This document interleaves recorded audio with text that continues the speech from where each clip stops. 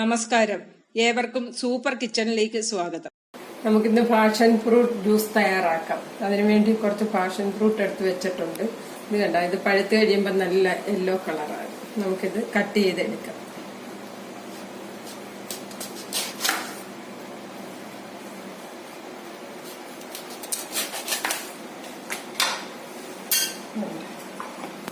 ഇതിന്റെ അകത്തൊന്ന് സ്പൂൺ കൊണ്ട് ഇങ്ങനെ എടുത്താൽ മതി.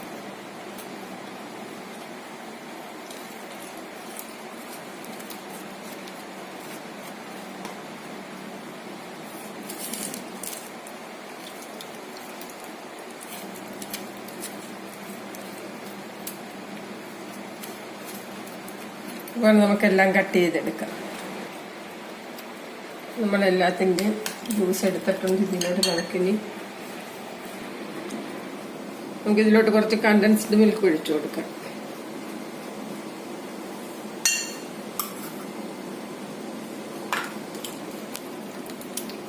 നമുക്ക് നന്നായിട്ടൊന്ന് അടിച്ചെടുക്കാം.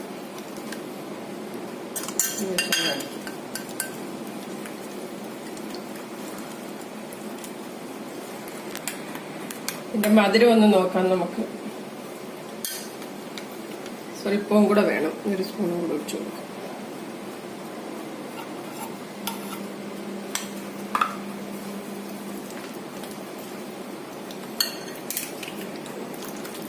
കുറച്ച് വെള്ളം ഒഴിച്ചു കൊടുക്കാം. 2 ഗ്ലാസോളം വെള്ളം ഞാൻ ഒഴിച്ചിട്ടുണ്ട്.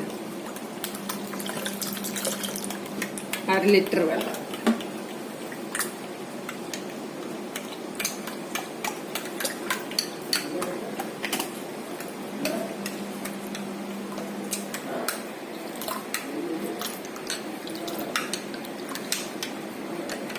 നമ്മുടെ പാഷൻ ഫ്രൂട്ട് ജ്യൂസ് തയ്യാറായിട്ടുണ്ട്. നമുക്കിനി സെർവ് ചെയ്യാം.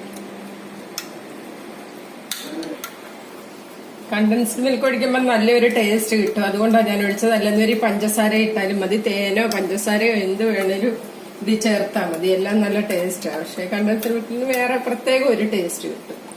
അതുകൊണ്ടാണ് ഞാൻ ചേർത്തത്.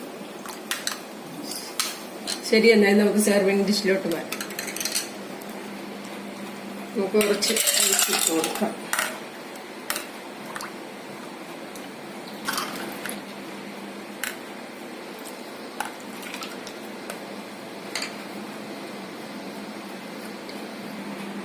ഇതാണ് നമ്മുടെ പാഷൻ ഫ്രൂട്ട് ജ്യൂസ്. എല്ലാവരും ഇതുപോലെ ഒന്ന് തയ്യാറാക്കി നോക്കണം. നല്ല ടേസ്റ്റ് ആയിരുന്നു കേട്ടോ.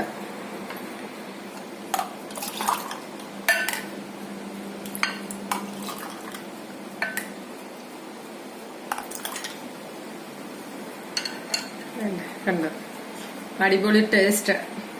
എല്ലാവരും ഇതൊന്ന് തയ്യാറാക്കി നോക്കണം. ഇഷ്ടമായെങ്കിൽ ലൈക്ക് ചെയ്യുകയും ഷെയർ ചെയ്യുകയും ചെയ്യണം.